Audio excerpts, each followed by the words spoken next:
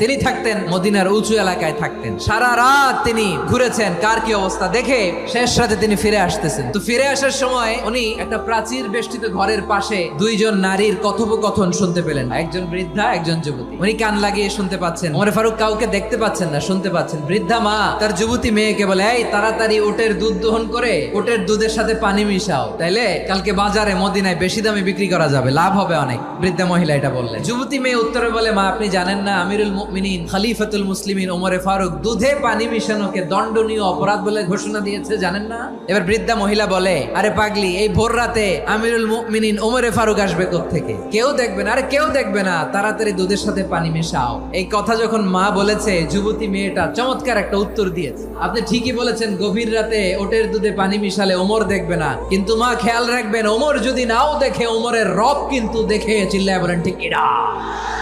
This is called তাকওয়া।